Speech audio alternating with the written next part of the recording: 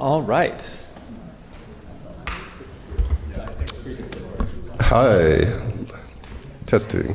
Anyway, my name is Greg Serio. I'm the editor of the magazine Antiques. We're the sponsors of this afternoon's discussion, and I want to welcome you all here and thank you for coming.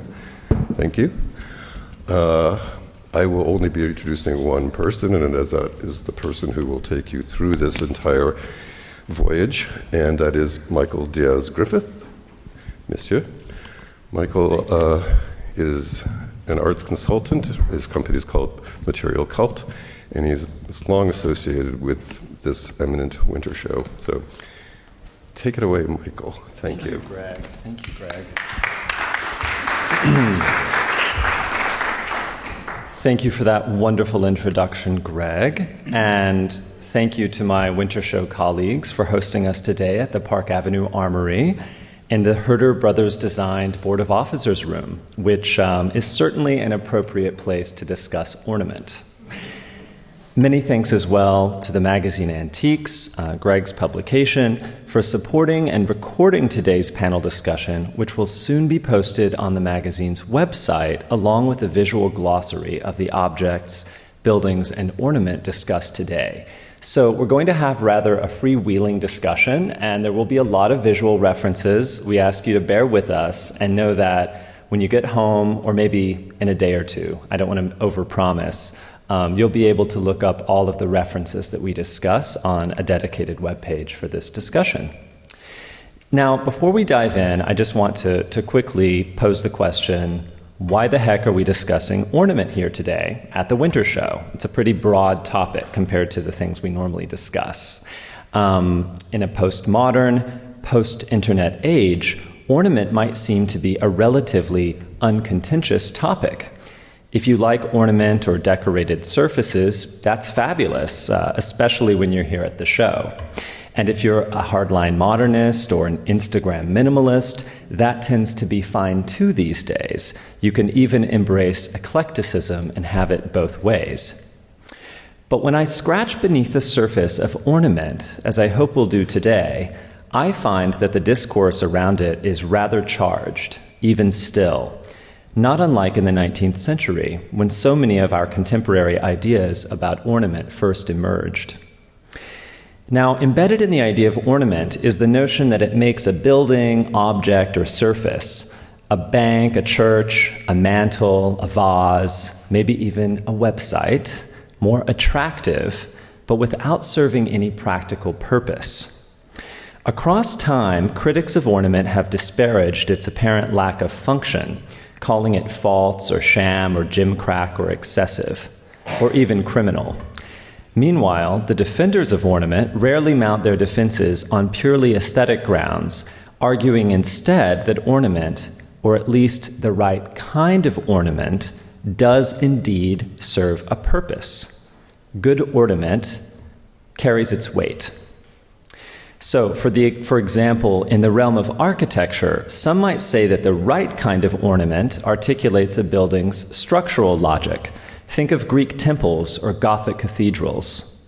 Or, to raise another familiar argument, that handmade ornament expresses the soul of the craftsperson who produces it. Others might say that, instead of covering surfaces, the right kind of ornament reveals the beauty within natural materials, such as stone or wood. Taking this a step further, we could discuss, and I think Glenn Adamson here, whom I'll introduce in a moment, will discuss today, how modernists exploited the ornamental quality of the flat plane. Conversely, postmodernists decorated surfaces freely, using ornament to communicate. In America, for example, a classical pediment states, "This is a public building." So up the postmodernist pediment goes, not because it's beautiful, but because it's legible. And to cite a slightly different kind of example, some critics have given ornament a pass when it has served to harmonize a new building, for example, with an existing built environment. Artists and designers from marginalized groups have even embraced ornament as a feminine, queer, or non-Western alternative to academic classicism and masculinist mid-century abstraction. And I'm almost done with my intro. Then there are lovers of beauty, and I stand here today as one of those. And we often get into tangles with critics, not to mention trolls on Instagram. Trust me on that one. And in all of these varied debates, even in our postmodern age, there is an energy that implies that the wrong kind of ornament must be bad or problematic in some way, and that no ornament, or the right kind of ornament, might make our lives better somehow, more rational, more honest, or more real. Such high stakes surely warrant discussion. So without further ado, I will introduce our panelists, and we'll see what all the fuss about ornament is. First, in the center, we have Glenn Adamson, whose list of accomplishments would keep us here all day. He is currently senior scholar at the Yale Center for British Art and a columnist for the magazine Antiques. Welcome, Glenn. Next, closest to me, we have Martin Levy, the fourth-generation director of H. Blairman & Sons, based in London, a dedicated supporter of the Bard Graduate Center in New York City, and an exhibitor whom we are extremely proud to have in the Winter Show family. And last but not least, we welcome Adam Charlap Hyman, co-founder of Charlap Hyman and Herrero, an architecture and design firm that has taken the world by storm in recent years with its creativity and commitment to the concept of the Gesamtkunstwerk. So, without further ado, I will shuffle over to this seat and we'll begin. Let's see if that transitions. It did. We'll begin by asking Martin to help set up a bit of context for our discussion.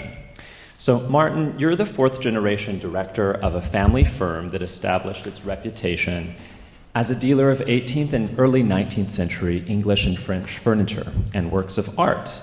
But you are known today for your expertise in furniture and works of art designed and manufactured during the later 19th century and the early 20th century. Could you set the stage for today's discussion and tell us about what changed in design and in the discussion of ornament during the period you specialize in, from the middle of the 19th century to the early 20th century? I'm thinking about the sweep of debates and design reform that took place from the Gothic revival through the arts and crafts movement to the modern movement, or modernism. And I know you can tell us, so we're relying on you. Yes, it is switched on. Okay, this is just a small challenge. Nothing really exists in a total vacuum, and if I talk to you about design during the middle years of the 19th century through to the early 20th century, much of what we will look at has its origins in earlier periods, just as my own career, as it were, begins particularly in the Regency period. So if I can just start a tiny bit earlier than Mike was suggesting, many of the ideas that became prevalent and dominant, certainly in terms of ornament later in the 19th century, have their origins in the interest in Rome, in Greece, in Egypt, and so on at the beginning of the 19th century. And many of the forms that we will see throughout the 19th century, in one strain of what was admired, owes its origins to earlier periods. And then, of course, way back further than that. But let's just try and stick this conversation, keep to the 19th century.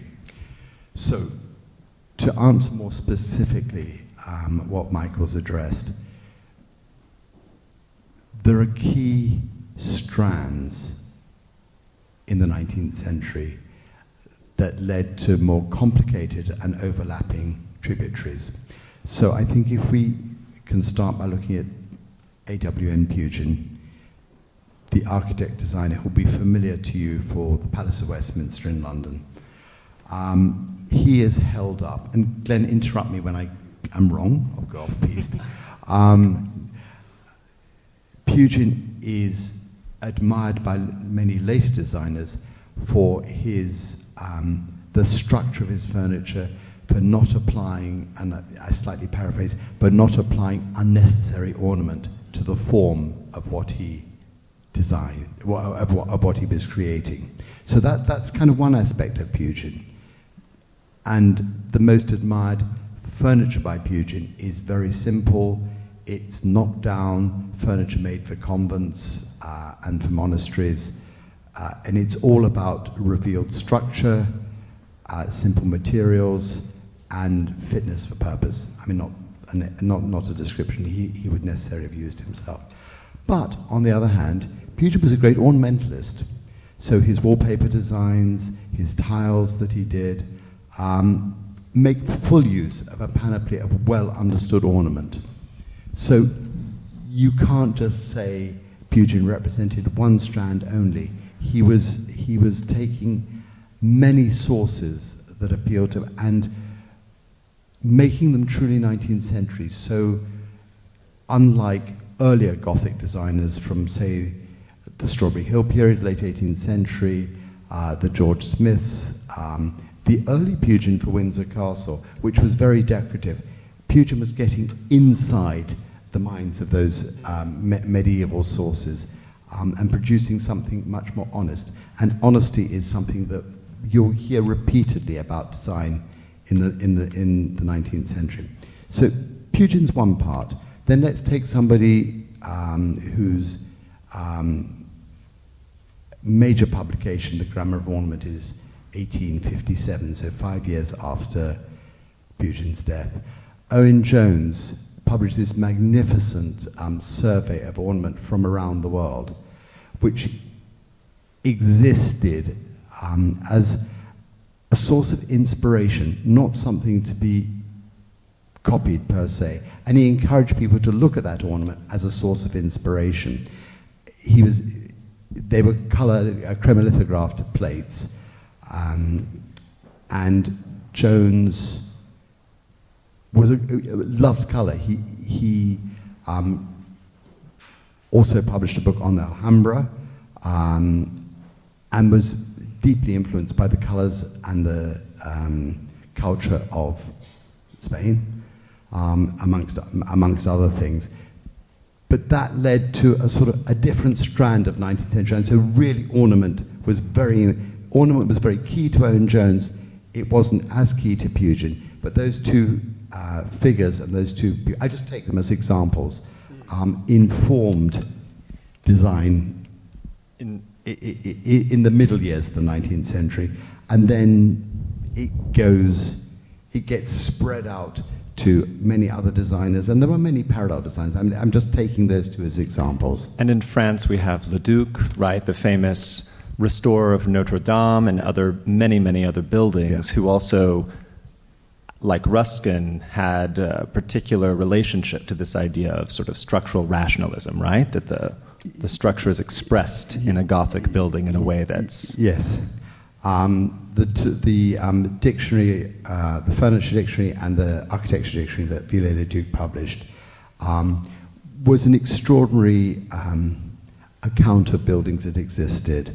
And it was his influence. I mean, Pierrefonds is interesting, but to me it's it's quite arid in terms, if I dare say that, in terms of a restoration and the decoration, and others may well disagree with me.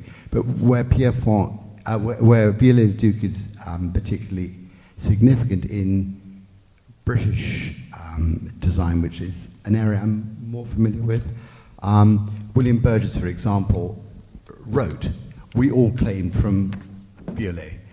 So these books have influences in different sorts of ways.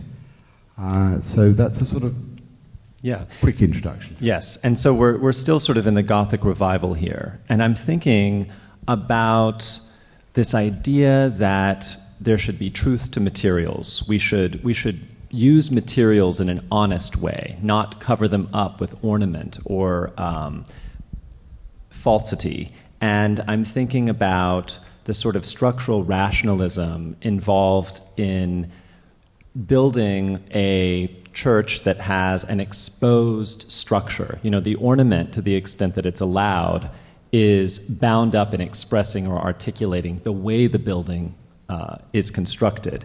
And I think that there is a lot of sort of moral fervor on the part of the practitioners of the Gothic revival in pursuit of those aims. So maybe Glenn, if you could talk to us about that moral fervor and how it was transmitted to the arts and crafts movement, because ultimately I think it was also transmitted to modernism. Yeah. And there's a lot of energy in that drive. Yeah. So first of all, thanks for having me here. It's great to be here at the Winter Show. A great example to hold in your mind comes to me from my days at the V&A, the Victorian Albert Museum in London, where I used to work. And very early in its trajectory in the 1850s, they had an exhibition that was devised by Henry Cole himself, who was the founder of the institution, and it was called True and False Principles in Design. And he had the temerity to actually categorize presently manufactured objects as either adhering to true principles or false principles. And of course, the manufacturers who ended up categorized as exemplifying false principles were extremely displeased with him, because they thought his job was to promote British manufacturers, not to harass them with philosophies of what should be good or bad design. But that was a real bellwether event. And just to give you examples of false principles, because they're way more fun than the true principles, you might have, for example, a gas jet in the form of a flower that would actually have a gout of flame erupting from the middle of the blossom, or less sort of flagrantly, you might have a wallpaper that had a perspectival view in it, and of course walls aren't they don't recede in space, they're flat. And so the argument there that Cole made was that wallpaper should look flat. And that's the kind of truth to materials, truth to sort of formal properties that does flow forward right through the arts and crafts movement and into modernism. I think it's worth saying that there's an alternative view of this whole story, which is a nice kind of backdrop or possibly corrective to the design-led account of it, which simply points out that ornament only becomes a problem when ornament starts to be cheap to make. Absolutely. So if you think about it, in the 18th century, there is no real moral freighting around the issue of ornament, but that's because ornament tends to be expensive and it requires the work of a specialist artisan to realize it. It's only in the 19th century, with the advent of machine production to some extent, although that's often overemphasized because actually 19th century machines couldn't do a lot to produce sophisticated ornament.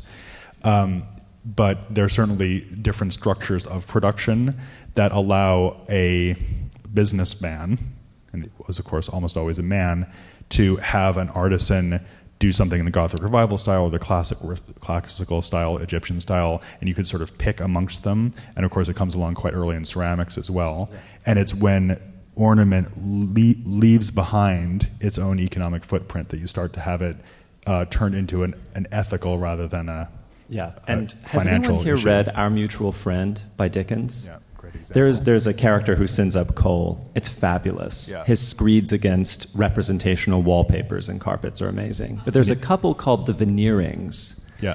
And they represent sort of middle class or upper middle class culture of consumption, right, of mass-produced wares and furniture, which were new to this period, right? You could buy something that was veneered that looked much fancier than it was. Yeah. Go ahead, Martin. Please. I think that the exhibition that's coming on in a couple of months in Baltimore and then moving to the Bard Graduate Center in New York on Majolica will raise so many questions of the sort that Glenn's mentioning. I think, it has its moment of invention by Minton in 1851 and its presentation at the Great Exhibition. And through that exposure it becomes popular. And then it becomes cheaper, and then it becomes mass-produced, and then it comes over here. And it basically, I have to say, I get told off by Bard for saying so, it sort of descends into mediocrity at quite a relatively early. I think it has sort of 30 years, and then it becomes a popular thing. But the use of colour is extraordinary at the period. I think that the perception of Majolica initially was based on the popularity amongst wealthier people, wealthier collectors of old Majolica, of Majolica. And I think that Minton played on that. The fact that the Bernal collection was sold in sort of the 1850s. A lot of it was acquired by the V&A. It was in the air, and I think they played on the fame of that expensive material to produce something that was available to people of much lesser means. I think that the increase in population meant that manufacturers were able to produce things for a much, much larger market and a much less discerning market. So this is not to say that all 19th century majolica is mediocre. Absolutely wouldn't say that for a second. A lot of it's extremely fine, and it's part of a whole interest in grandiose objects that is yet another strand of 19th century production. And there was a class of designers, of thinkers who did judge that consumption very harshly and who wanted to reform design so that, in a paternalistic way, so that these people would have better objects around them and would behave better. I mean, there was a sort of direct correlation being drawn between one's surroundings and one's behavior and sort of social performance in the period. It's right, and this is quite where unusual. we get into the complexity of the arts and crafts movement, which of course is motivated, at least in William Morris's case, by socialist politics and a desire to create a situation of genuine satisfaction and pleasure for the working class. And then on the other hand, you have this almost policing of taste, which ends up scolding working class and middle class For having families bad for taste. wanting to have ornament when they, in ways that they shouldn't. Meanwhile, Morris's productions were enormously expensive. So he had the problem of the swinish rich, as he called them, which was Yes. the people he Yeah, the was famous producing for. Yeah, but just roaring ahead, because otherwise we'll never get to Adam. And we really want to. Yeah, just to say briefly, and we are going quite quickly here, but one of the fascinating things that happens in the arts and crafts movement and then in modernism, which in some ways evolves out of it, is that you get an intense confusion around what exactly constitutes ornament. And if you look around this room, you'll notice that it's quite difficult to distinguish in some cases. So for example, is the wood grain ornament, or is it just materiality?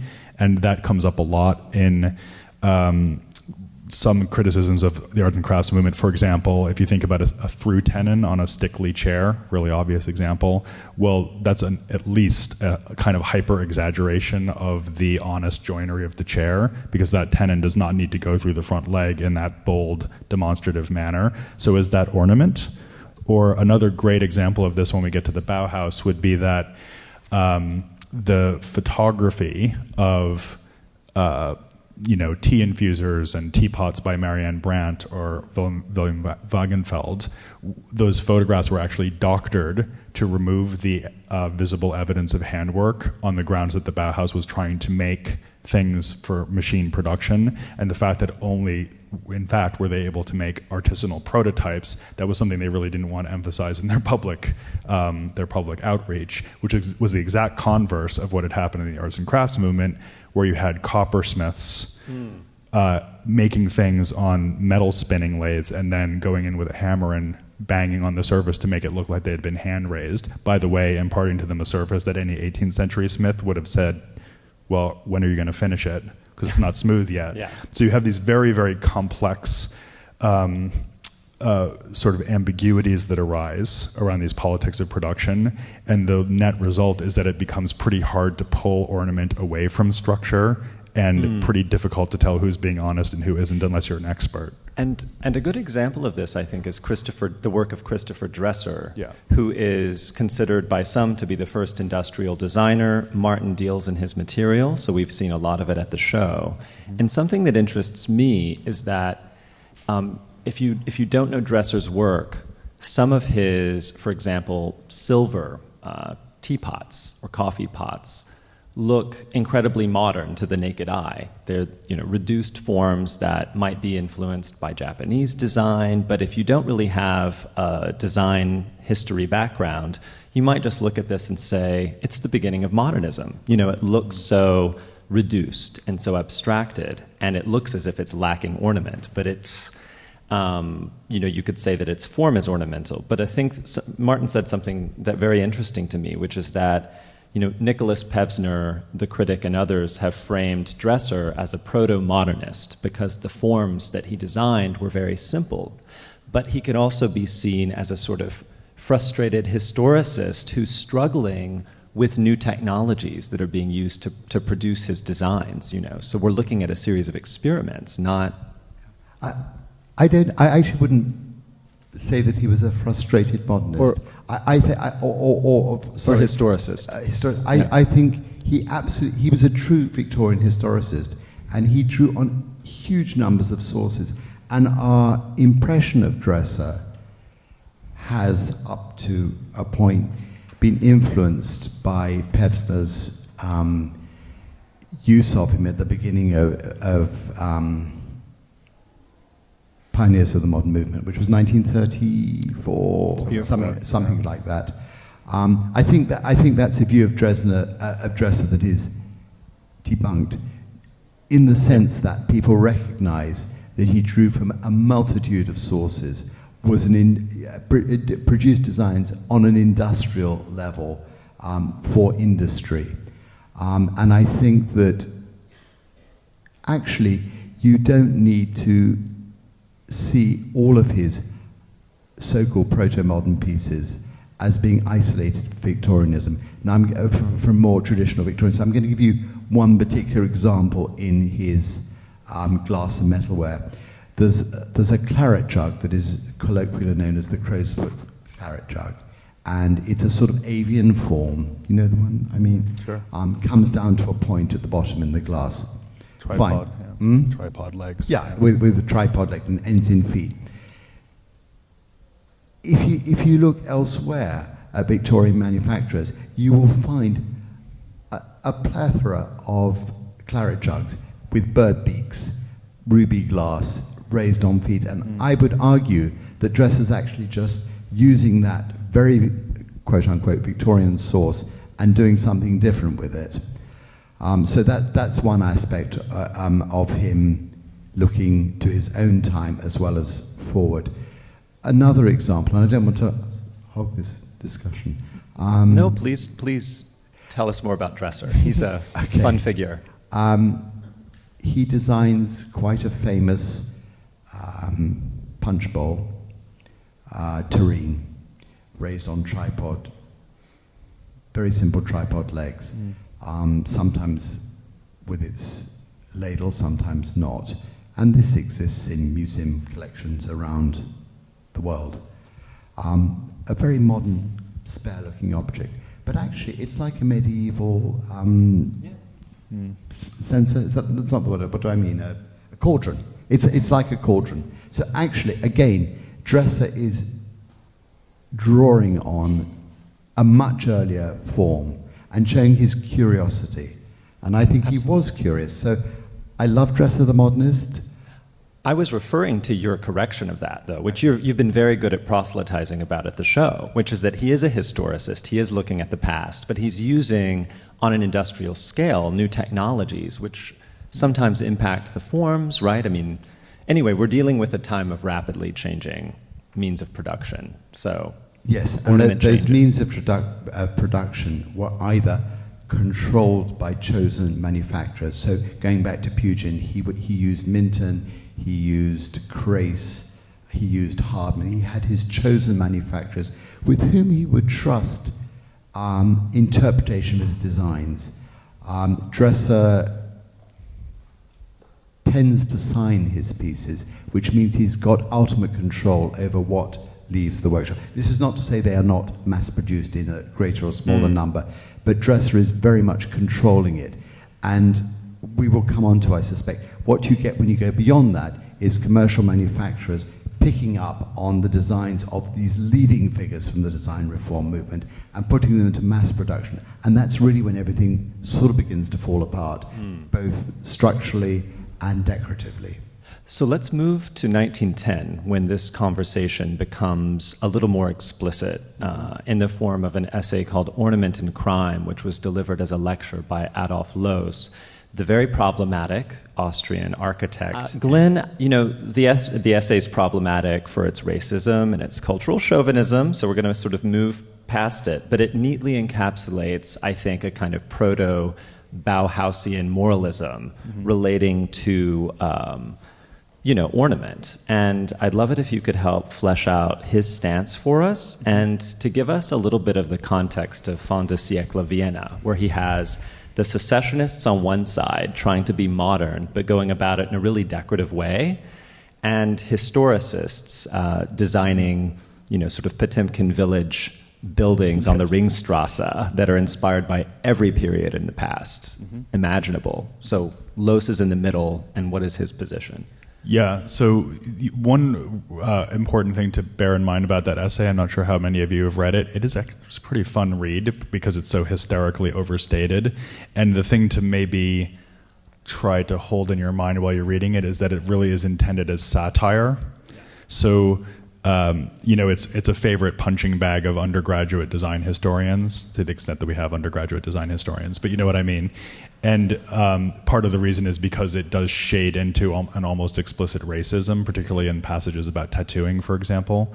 And he essentially equates primitivism, which of course was a term much in favor at the time, and not one that we like to use anymore, but he associates that term with ornament directly, and he says basically that as civilization matures, it grows out of ornament, which is essentially a childish instinct, and it raises itself into a kind of rationalism. But really what he was doing there was taking a swipe at Joseph Hoffmann and the other members of the Viennese secession, whom he regarded, first of all, as rivals, and also as kind of rampantly embellishing their work without any real rationale. And so the whole thing is really meant as a kind of allegory of that debate, and it's not a good idea to read it out of that context. What happens in later years, though, is that it is read out of that context. Yes. And in a kind of strange reversal, people associated with high modernism, not necessarily explicitly laying claim to Loos, but they essentially come to occupy his position and to say that, for example, and this is an example that Loos does give, that a shoemaker sitting there endlessly putting little holes and zigzag serrations on a leather shoe, there's just absolutely no point to doing that. And if we want to have good products for the masses, what we need to do is arrive at efficiency, honesty, truth to materials, form following function, all the things that you're familiar with. And that tends to be defined against ornament. And so it's just good to remember that although Loos's own motivations are pretty suspect, especially in that essay, and of course, as everybody always says, he ends up doing a lot of really highly decorated buildings after he writes that essay, so he also comes to look like a complete hypocrite on top of everything else. The later modernist proscription against ornament is actually coming from a pretty decent moral place, which is to say that there should be a relative equivalence of material culture. We should not express status distinctions through the buildings that we live in or the clothes that we wear. We should have a kind of egalitarianism, and ornament tends to promote class distinction, tends to promote conspicuous consumption, and what we should instead have is a kind of universal rationality.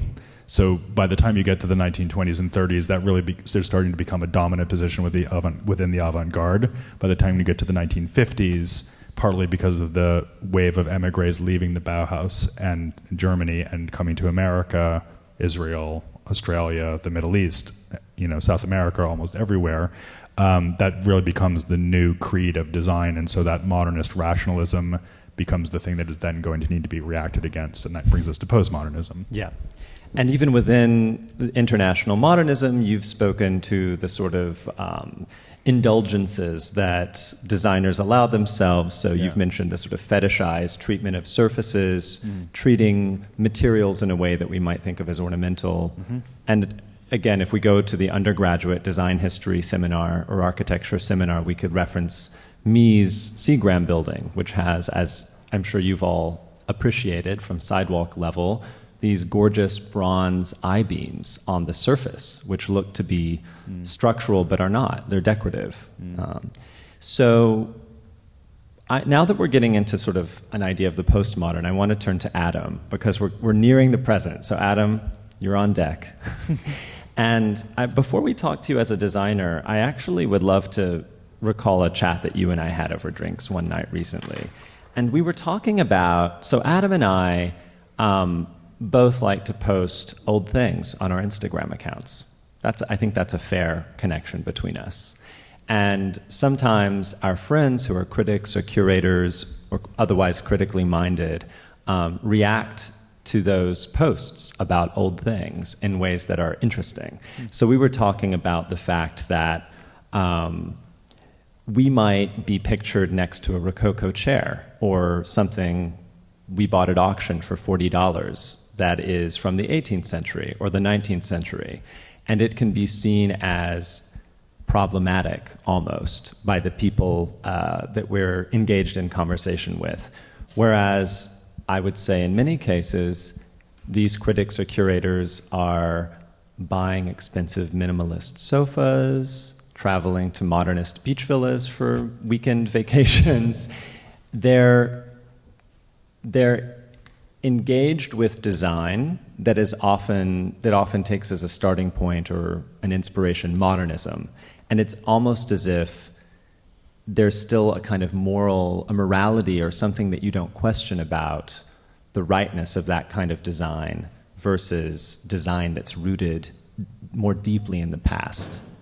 And I just wonder if you could speak at all to what it means to be young and in love with things from the past, and maybe on the level of your practice, to have both a historicist impulse, but also a critical one, and how do you engage with other young people who might not have sympathy for the design of the past? Well, right. I guess I think that there is a sort of a funny conundrum of modern, like a myth of modernism, or sort of spare, clean, simple, efficiently designed spaces. A myth that they have, some sort of greater morality or virtue to them. And what our conversation was about, I guess, was sort of that,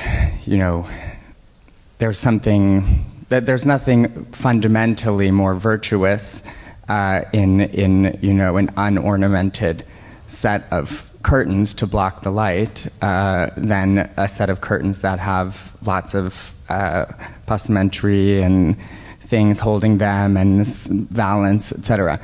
And it sort of it's a contextual question, and it to think about morality in the range of ornamentation in a space or on a piece of furniture is a question of sort of understanding the specific nature in which that thing was produced and how it came to be and where it is now and who owns it and all of these questions. So I guess we were kind of talking about the kind of confusion that arises in perception of status or ambition or class or any of these ideas around the backdrops in Instagram. Exactly. So, and someone seeing you in a rococo bed will think that you're trying to be fancy.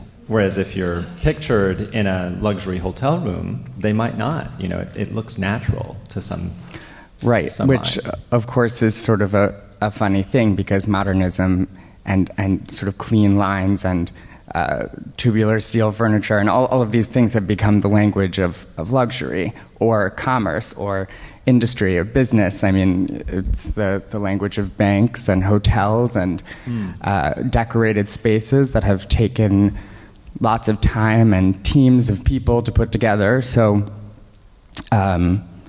obviously that's sort of a confusion. Yeah, because the Seagram building is a classic example of international style, but it also denotes business, capital, luxury, right? So now sort of shifting to your practice as a designer, how do you think about ornament? Like what constitutes ornament for you when you're thinking about an interior or an atmosphere that you're designing? Well, I guess I think of the history of ornament as being, or the conversation around ornament as being sort of one of shifting philosophies about expressions of morality or virtue, values, and that sort of the illustration of those values is always changing. So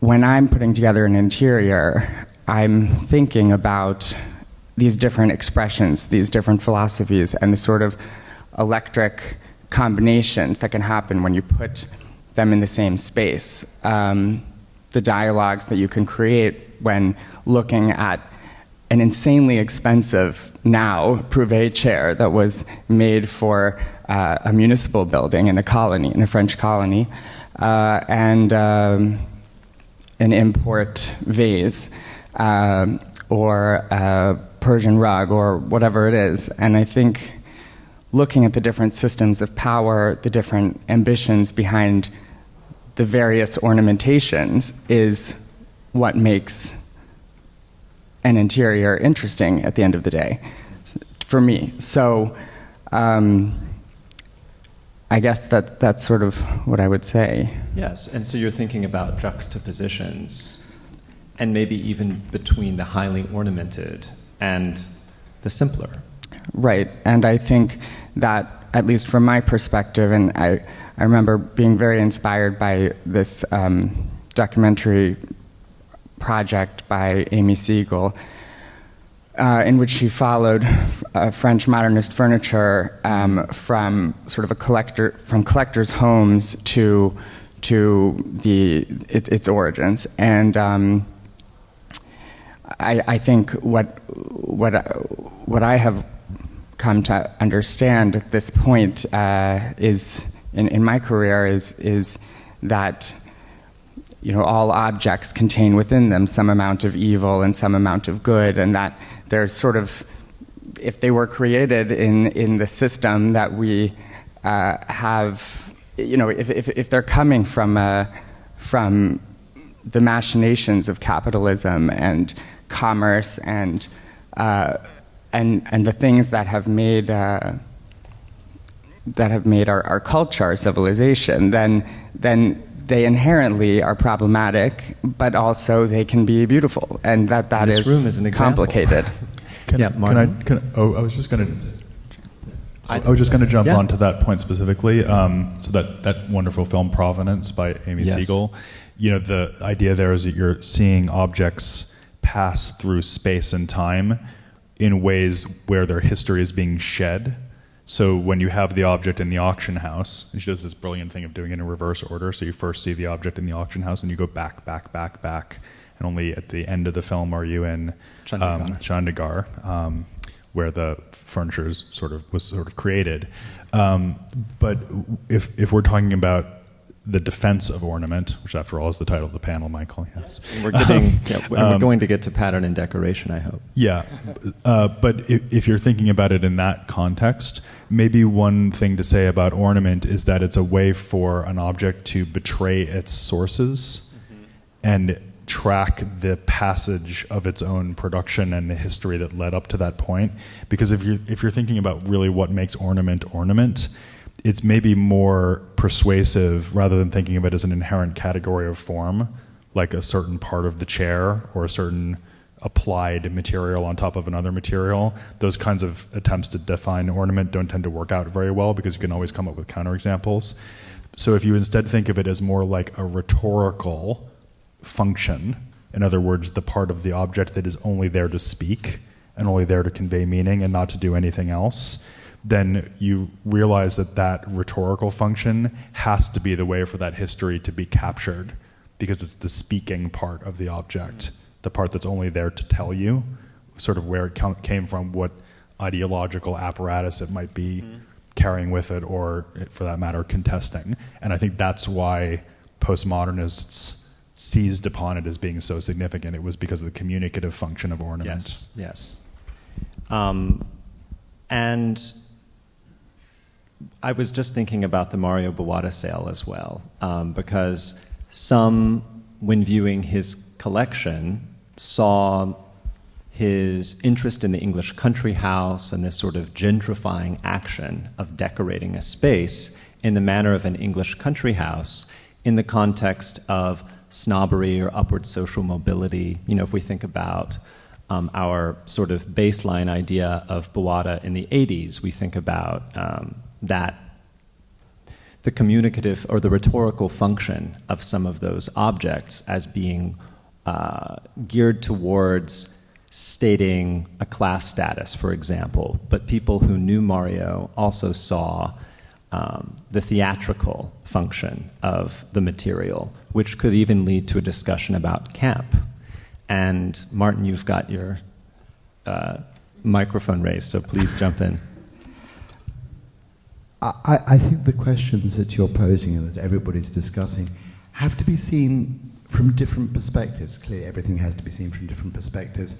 So I think that we all now ask questions, we interrogate objects in a way that's relatively new to the understanding, interpretation, appreciation of these pieces. But I think when you come to my experience, when you come to the question of how you integrate these varied objects with their histories and their problems sometimes into interiors, people are actually looking at things very differently, perhaps from the way you're both describing them. And I think less critically and with less concern. And I think that the issues you're raising, and I too am very fond of Instagram, as you know, these are very particular sort of controversies, but I think people are also much more accepting of basic information, dare I say, straightforward aesthetic appreciation and appreciation of different periods in history and how those objects reflect that time. So I don't actually see, even from where I sit, rococo as being problematic. I see it as a reflection of a totally different age, of an extraordinary creativity, and something that may, to some extent, have been pushed aside by the desire for simplicity. And even when you go to postmodernism, rococo doesn't really fit into that story, I think. Not much. May I say one other thing? Yes. You talk about Mario Bawada and this creation of the sort of country house tradition, the 80s onwards. Actually, this is the longest tradition of decoration in this country, in the UK. Yes, I was referring to the cliched idea that in the 80s that... But it's a much older cliche. Oh, I know. So if I look back to houses that my grandfather created for property magnates, for people in the fashion business in the 50s and 60s, they were basically all turning... Well, the tradition of John Fowler and Nancy Lancaster is the tradition of Mario. Yeah. But that points to other aims besides sort of showing off in a Thatcherite elite culture, you know, which is, or Reagan's America, which is kind of what I was getting at. You know, there's other things operating within that style. But we're thinking right now a lot about, so I will say there are younger people who think that rococo is problematic. I don't think that we are two of those people, but I think that if you think about younger people who were concerned with how things were produced, the power structures that produced the objects, they can see quite dark histories in objects that I tend to appreciate more on their aesthetic merits. And I think that's a really important difference in the way that some people are looking now. And it's funny because I think that it's increasing among younger people, but I also experience the same thing that you do on Instagram. We all love looking at beautiful objects. And I think that more people are being exposed to more design movements, to more beauty, to more pattern, to more color than they ever have been in this space of Instagram. So I think you can overstate the concern people feel for production processes of the past. Lots of things happened in the, let's for the sake of argument say, during the period when the rococo was produced. People were breathing in noxious fumes, creating gilt bronzes that kill them. We wouldn't do it. I mean, health and safety would have a big fit if we tried to produce things that way today. But I think whilst people intelligently recognize this, I don't think it necessarily creates huge issues when they want to consume those things today. So that's my experience. I don't think those are the questions that are being asked by today's people collecting. So here's an example. I'm from Alabama. When I go home for Christmas, I want to show people the beautiful things that are all around me. They're Greek Revival plantation houses. I'm not going to post those on Instagram unless I can write a contextualizing post that shows that I'm not just giving a platform to what are, for some, especially younger people or people of color, charged symbols. And I think those are the kinds of conversations absolutely. that happen. And Eleanor Alcorn, who you may know, who's the curator of decorative arts now, she was at the Met, did the British Galleries, she's now in Chicago. She posted a very beautiful piece of silver, which you may have seen the other day, which had been commissioned by, I think, a company that had made its money through slavery. And she asked the question, how do we actually now see this object? Do we see it simply as a very beautiful, simple bit of silver, which in itself influenced arts and crafts silver? It had that sort of Ashby-like simplicity. Do we reject it because of how it was commissioned? So yes, we do, but we ask the questions. It doesn't mean that we push them Precisely. The stories have to be told and the objects not just consumed. I think that's the growing consensus. I have two more questions before we break into a Q&A, one for Glenn and one for Adam, and I hope you go on at length. So, okay? So, Glenn, we've been talking about ornament in this sort of problematic context of, the means of production, luxury consumption, but I'd love for you to speak to the role of women and queer and non-white and non-Western makers as proponents of ornament as the 20th century rolled on. So, prior to our Instagram moment, in particular, I'm interested in the sort of dawning realization, for example, in the pattern and decoration movement of the 70s and early 80s, that ornament could be used to express marginalized positions. And I think I've mentioned camp, but we could see camp possibly in its many varied definitions as sometimes operating in the same way. Yeah. By the way, how many people saw the camp show at the Met last year? Yeah, almost everybody. That's how many definitions of camp we have in the room. Right, exactly, at least. I was just thinking in this previous passage of conversation, we're talking about young people and whether they have a problem with rococo. And I was thinking, well, surely they don't care, because if it just pops up on the Instagram feed, well, it just slides past. But then I was thinking, would you see Greta Thunberg in a rococo bed? Probably not, right? No, you'd see Adam and me, which is why we get picked on. Yeah, but you're old compared to Greta Thunberg.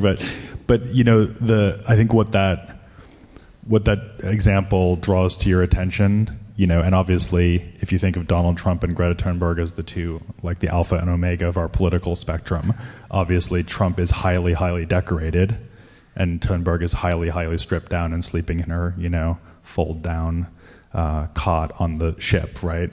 So you can easily see how, at least in a certain framework, the embrace of ornament is still kind of in the tight grip of this lifestyles of the rich and famous kind of ideology, like up with wealth, and then you have this antithetical. So how do we get to pattern decoration? But then this is what's so fascinating about it, and why we probably need more time really than we have to figure all this out.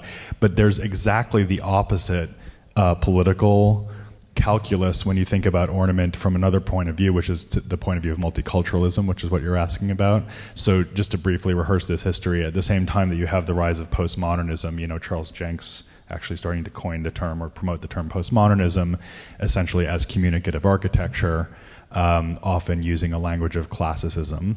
You have an art movement called the pattern and decoration movement, which got a surprisingly large amount of coverage and attention last year. There was a big show at LA MoCA, but also several other exhibitions around the world about it. Now it's 40 years old or so. And this was principally a group of artists in New York City like Miriam Shapiro, Joyce Kozloff, also a couple of artists on the West Coast. Judy Chicago of Dinner Party fame is sometimes associated with it. But the basic idea was that instead of reacting to modernism through what you might call a postmodern classicism, instead you would react against modernism through this full-throated embrace of international historical decorative traditions, and often that was accompanied by a kind of feminist embrace of women's work, so embroidery, for example. That's why Judy Chicago is often lumped into it. But it also could be African textiles or Indian dyeing or Chinese porcelains, take your pick.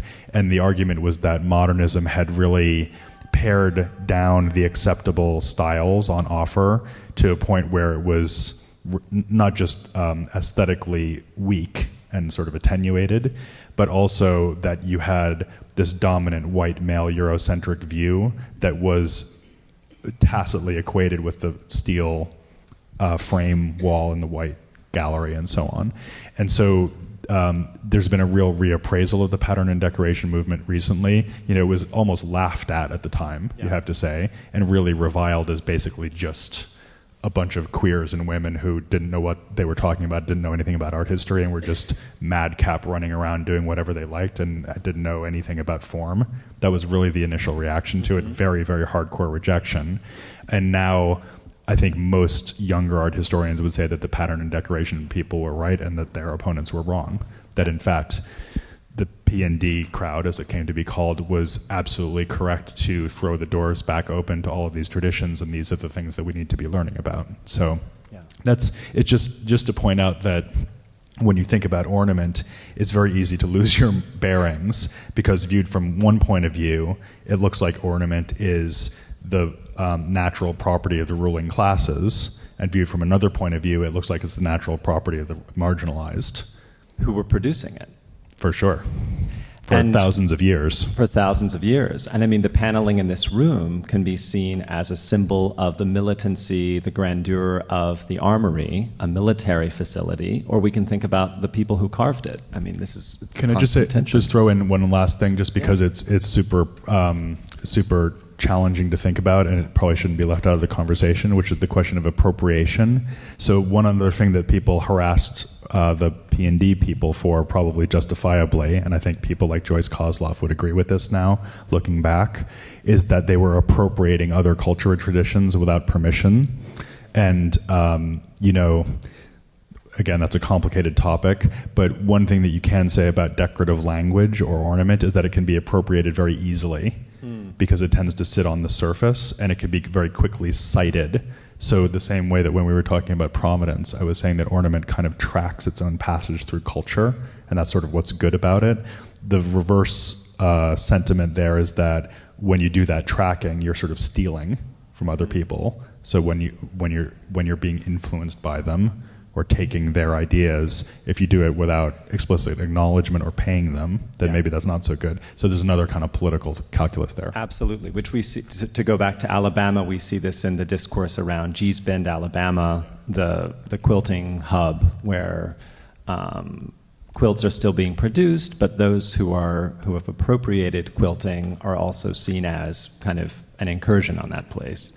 So Adam, to kind of end with you, let's forget all of the problematic stuff for a second and think more seriously about how Instagram is a bit of a free-for-all, and the internet can be seen as extraordinarily ornamental in the sense that, all of this binary code is producing all this color and pattern, which is not necessary for the communicative function necessarily of the information we're going online to look at. So let's accept that Instagram is ornamental and we're on it, the internet is ornamental, and that in the realm of design a kind of eclecticism reigns, as it does in the fashion world, I think, where we've lived with eclecticism for a long time. Not every designer is expected to be a hardline modernist, We have romantic designers and Tom Ford at Gucci in the 90s being very sleek, but I don't think moral judgments are made within fashion about all of those people.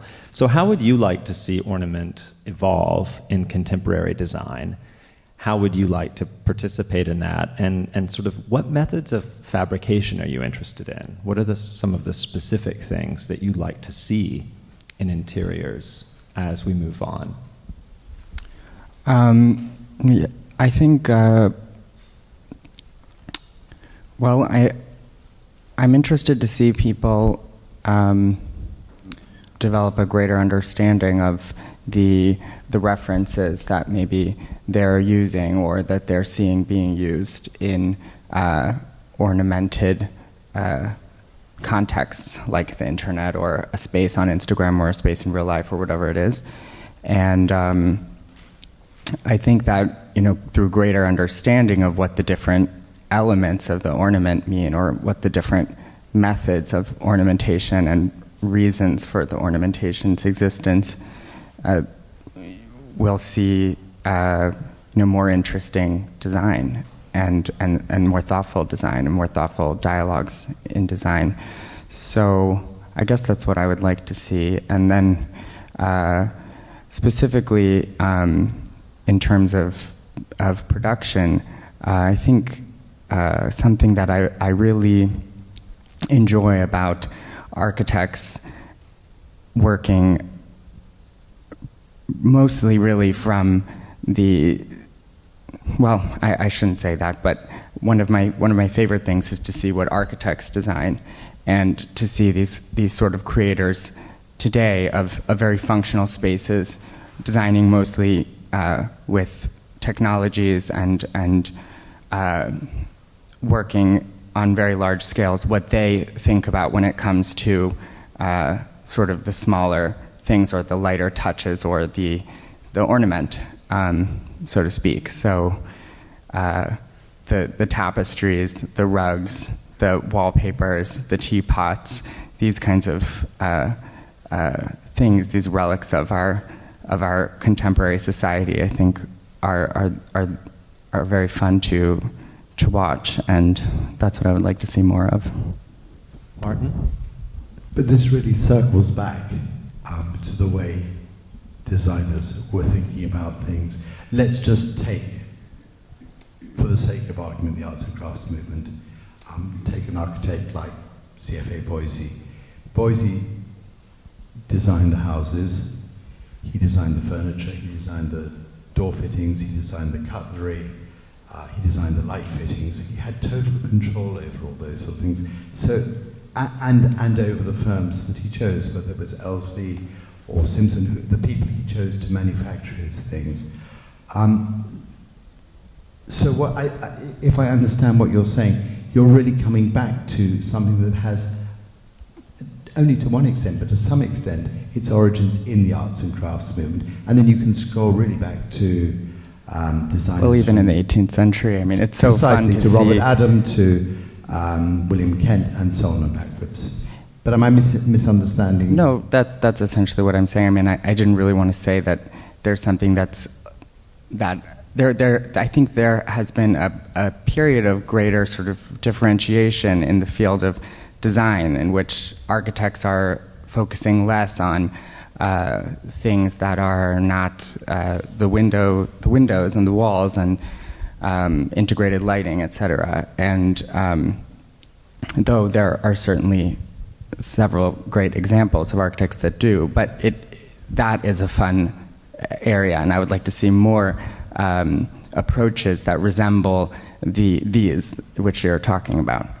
And then you need patrons who are amenable to that kind of control over the way they live. And I'm sure that too presents, it does present Adam? you problems. Well, yeah, I was just thinking, isn't the Gesamtkunstwerk the ultimate luxury product? Because that kind of centralization of control, I mean, we all love it, right? I mean, a beautifully realized total interior like the one we're sitting in is, for good reason, considered to be the apex achievement of design. But to create this situation in which that can occur typically requires a tremendous concentration of control and resource. You can take it to the other extreme of an IKEA catalogue, where you can actually create a room that's completely harmonized, that's designed for you. That's a good point.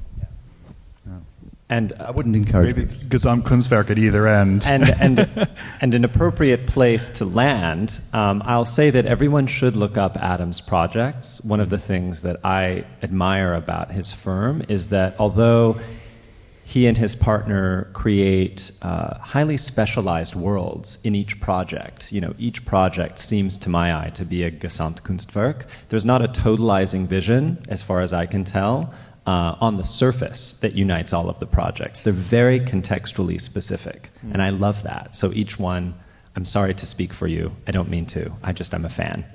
Each one really seems to speak to very specific conditions, and there's a sort of totalizing maneuver within each space, but it's not about what Charles Jenks and some of the architects we've been describing were doing in creating a more obvious manner across every project, you know, that in the Starchitect mold. So thank you, Adam. Thank you, Glenn, and thank you, Martin. I think we've all had a bit of a brain exercise around ornament, and if there are any questions, we'd love to hear them and have a chat. And I'll bring around the mic, or you will? Okay, perfect. Any thoughts? Yes. So first of all, that was extremely thought-provoking. Thank you all.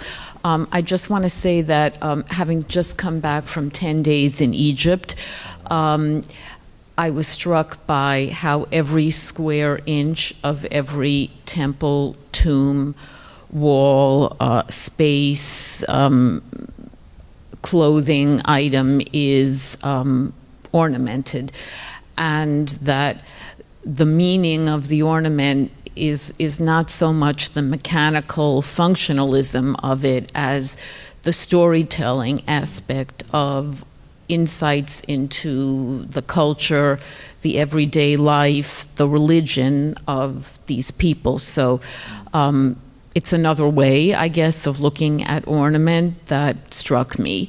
But fast forward to today and what Michael said at the outset, using the word beauty, which I think is what makes life worth living. We're here at this fair frequented by architects, designers, collectors, etc. A lot of expensive things. They could also be at Restoration Hardware. So I guess my question is the current view in these circles of these professions that ornamental things are a negative, that it's somehow in the pejorative, and that people who may gravitate towards them are, I hate to use the word shallow, but maybe not sophisticated enough in what's going on with modern life to be moving forward. That's maybe a harsh view. We could each give a quick answer from our different perspectives. I'll say as one of the directors of the show and now a committee member, we certainly don't ascribe to that view. Just quickly, I do think we have to prize apart young academics, young curators, young thinkers who are really trying to grapple with, quote, problematic histories of objects. And it's a very active group and they're very vocal right now. We have to think about them as a distinct group at this point from the architects and designers who are coming to this show and from their clients. I think that each group may have something to teach the other. I think that those who have dedicated their lives to connoisseurship and the appreciation of beauty and visual literacy have a lot to offer to people who've been educated in a very theoretical nexus. But those theoreticians and cultural historians and material culture historians have a lot to tell us all about how we might look at objects moving forward. And I'll just say one thing, that a conversation I had the other day with someone who was looking at an object that may have been produced by an enslaved person, and I've mentioned this before, but this is another conversation about this. You can look at that object as the brutal product of antebellum society, or we can try to retrieve the history, the identity, the work of the person who made it. And I don't think there's a right, I don't know that we can get to it, but that's something that we have to try to do so that we can appreciate it fully. I absolutely agree with it. Let me give an example of an area which is universally understood to be controversial, and it's not really to do with ornament per se. But the whole debate, which has been going on for about 6 or 7 years specifically now, around works of art made of ivory. And there are different and very strongly held views about how we should see those objects.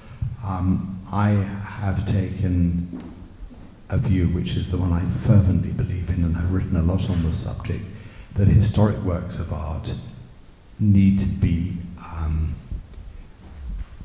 retained, appreciated, understood as parts of art history, as a parts of cultural history, and need to be recognized as being produced actually without endangering elephant populations when many of them were made, if we go back very early, but at the same time not only understand that we would not accept this today, that we don't think this is the right thing to do today, and that when we do display these in our museums, or indeed if they are allowed to be on the market, which is a whole issue which is becoming more and more fraught, that we ought to tell more of the story. And I thought that the label in the wonderful exhibition, which I hope you've all seen, called Making Marvels at the Met, I mean, if you haven't seen it, I really commend it. It's an intelligent show of beautiful objects, but Wolfram Copy, who was the curator, has put a very, very big label alongside a case of ivories in which he discusses the morality of ivory objects. And I think this is the way not only the museums will begin to go, I think the marketplace has to address those questions too, but that's a very specific example. Glenn? First of all, I just wanted to say I'm glad that you mentioned the religious imperative behind ornament at the beginning of your question, because we've had a very secular conversation up here, partly because it's really only once you get secularism that anybody even thinks to have a problem with ornament, because in a cultural context where ornament is in admiration of God, obviously nobody objects. So everything that we've been talking about is really contextualized in a sort of post-Nietzsche, God is dead kind of situation. Obviously, not to say that modernists are necessarily atheists, but in that kind of cultural context. So that's really good to point out. And obviously we're very much in the minority when we're talking about secular culture, both historically and in the world today. The question of whether people have a problem with ornament really these days, I have to say I don't necessarily think if you talk to 100 people at random, you would find even one that does. You might find a couple of internet trolls out there that are hassling Adam. I don't know. And me. And poor Michael.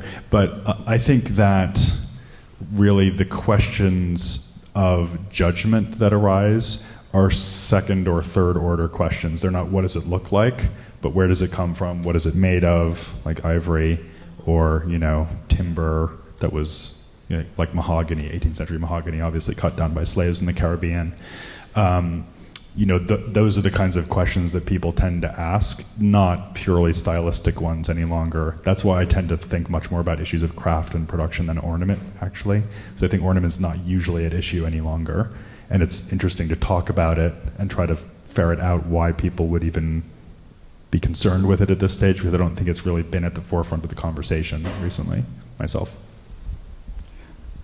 I don't think that people are so afraid of ornament in a total sense, but I do think that there is a sense that I think that there is still a sense that there is some amount of right or wrong in one's use of ornament in their home or in their clothes or something like that, and maybe it's about a balance or an internal dialogue and sort of being smart about it and just figuring out what the ornament you're using is supposed to illustrate and what you're illustrating with it. And maybe that would seem to me to be the question that people I'm around are asking when they're thinking about ornament. And just to return quickly to whether or not people are talking about ornament, I don't think they are. That's why we're here today. When someone looks at an object that's highly ornamented and think about buying it or wearing it, do they worry about what other people will think of them? Yes. I wear blouses with big bows on them, and everybody stares at me. I'm not trying to suggest that the bow is the ornament that we need to be discussing here, but I do think that there's a lot of there are implicit ideas about what it means to show off in your decor that people really do think about and struggle with as they're buying. Do you want to have a simple interior that other people look at without questioning, or do you want to make a statement? That might be a really shallow way of framing it. So I think that people grapple with those questions in a kind of unconscious or less specific way. I think the degree of ornament that people use around the places they live does depend on how they see themselves. I mean, I think, yes, there's a lot of... you are talking about yourself. Even if it's a very modest house, you're saying something about yourself with your possessions, with your decor, or your lack of it. So I think that's the case. But I don't think that in the circles of the people who are living with very modest or simple or unadorned interiors, or the ones who are living with rich passementerie and so on, I don't think it's problematic to them. I think it's an intellectual exercise to make it problematic outside of that area. Indeed. Okay. Any more questions before we wrap up? Yes. Alessandra.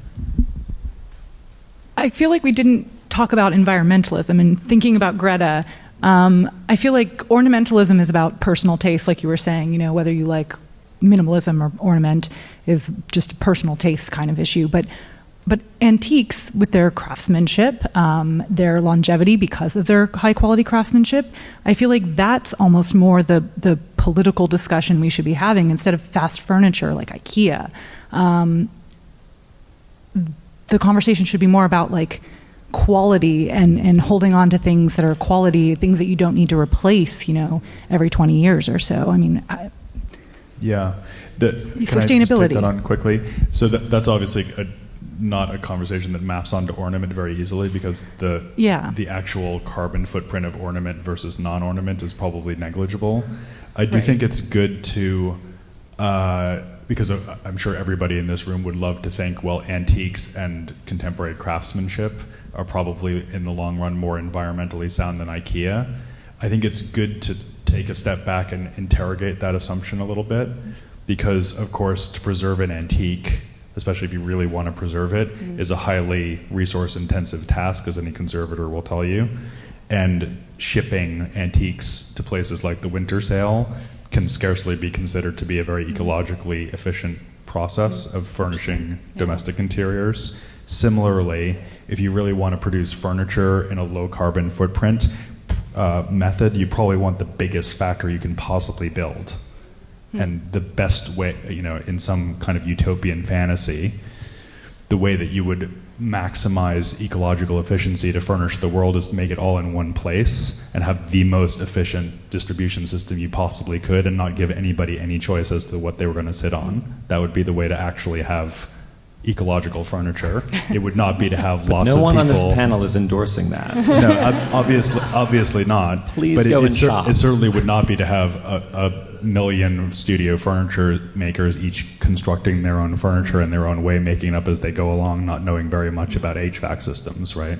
So you got a problem there, because the ideology of the handmade and the antique object is very in tune with environmentalism. The actuality may not be so much. So, and I don't have any solution for this problem. I'm just trying to point out that it's a problem. And I wouldn't.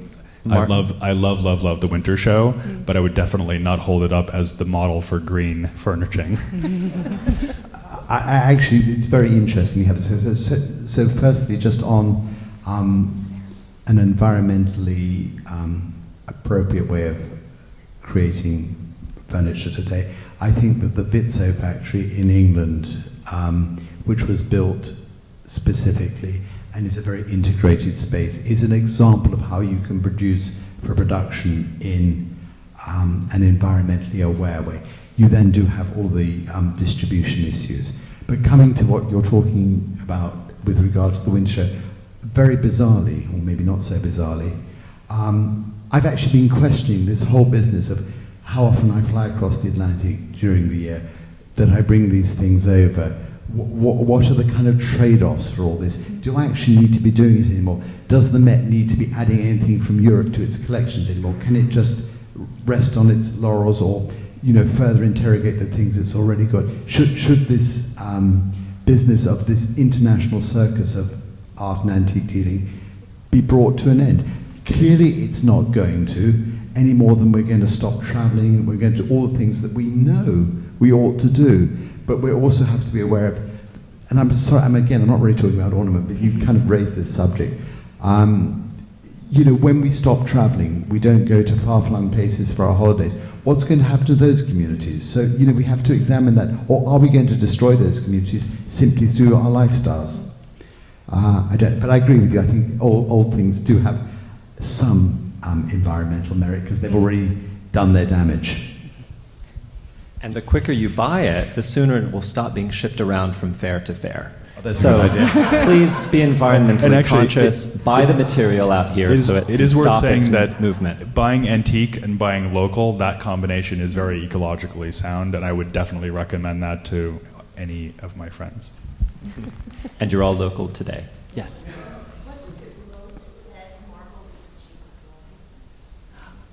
Yes, and I think his use of materials, raw materials, as a kind of ornament speaks to some of the complexities that Glenn was describing, but on a strictly visual level, it's a compromise that I like very much. I think it's a nice way of compromising between the desire for richness and luxury and I know you're not asking about my taste, but I love that solution of really valuing the natural materials that make up an interior and making the most of them. And if you think of ornament as usually the product of some kind of applied skill, so the quote is, marble is the cheapest wallpaper. It's probably not the cheapest, but marble creates this surface effect that's comparable to wallpaper. But if you think of ornament as typically the result of applied skill, that actually is an example. It's just that the applied skill is the skill of the quarry artisan who's cutting the marble, right? Rather than somebody who's carving or printing. So there's still skill somewhere along the art chain. And the architect selecting it, absolutely. Yeah. Yeah. A good book-matched marble wall is certainly an example of craft of the highest order. As Mies van der Rohe knew better than anybody, but... Absolutely.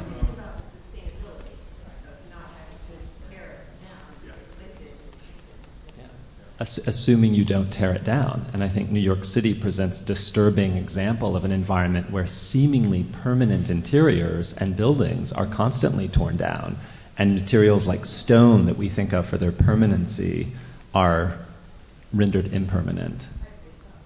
Yeah, no. I'm just saying that one sees all too often the beautiful marble walls coming down. Joseph Schlumperter's definition of capitalism, creative destruction.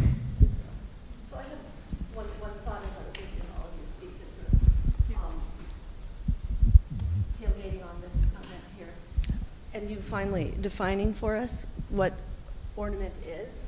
I was wondering if you all do hold the same concept of ornament and its definition. As in sometimes sort of in the eye of the beholder, because one simple marble veneer could be considered ornament by somebody because of it being today a rather indulgent choice. Yeah, I mean, especially because I'm thinking about cross-culturally, we were looking mostly at a sort of Western point of view, and then we went to religion. I'm just curious to know if you all do hold the same definition in your minds when we're having this conversation and what ornament is. Yeah, so just to restate my definition, because I think I probably came closest to offering one. That was very helpful. Yeah, so my definition would be, yes, in the eye of the beholder, rather than the maker, let's say, and also not inherent. In other words, something can seem ornamental to one person and not to another, and that's fine, because it's a bit subjective, and it's also relational in the sense that it's probably part of a thing rather than a whole thing. Okay, so my caveat's done. So the definition would be the aspect of an object that exists only to communicate, right? And that also leaves out representation, because you have to also think about ornament. We haven't even talked about that, but another very conventional opposition is between ornament and figuration. So if you draw a picture of somebody on the front of a cabinet, usually people don't think of that as ornament per se. They think of the gewgaws on the it's getting real technical here. So it's the part of the design that is received as simply communicating some kind of cultural position, historical set of affinities, and has no other purpose. That's how I think of it anyway. And then is it always an indulgent thing, or is it? Well, I hope that we. Well, then you get to judging. Yeah. That's what I'm wondering. I hope that we've explored the possibility that it's not always an indulgent Right. thing, and that ornament is probably always multivalent, because there are so many of us here having so many varied thoughts about it and its relevance. I'll say I'm less interested in the definitional aspects of this conversation than in the question of how much ornament, however you perceive it, a person can stand before they go crazy. And you aim to find out, Michael. Yeah, I can stand a lot, but I know that not everybody can. So maybe we should turn to Martin and ask him how much he can stand, or end here. Do you have a definition for us? I don't think I have a definition. I think it's a question of what is appropriate to any particular situation. So, painted furniture or furniture that's painted, yes, they're indulgences, and they're appropriate in different ways. So, I think that William Burgess produced painted furniture, decorated furniture. I think that the Morris Philip Webb cabinets in the Metropolitan is a cabinet with paintings on it. I think they're different forms of decoration, both perfectly valid. I think that I think, well, there are certainly no hard and fast answers to that question. I think a lot of it depends on what sort of environment you want to exist in. And I think, for a lot of people, they want to live in a quote unquote a monastery or convent, or whatever, that kind of really aesthetic kind of interior. And other people want to be surrounded by beauty as they see it, and that's a very personal thing as well. But I have to say, I really don't sit with a moral position on this. But that's probably because I'm not an academic, and because I am really interested in things in lots of different ways, and interrogating them as well in the way that Glenn and Adam are talking about, but less worried about it, may I say.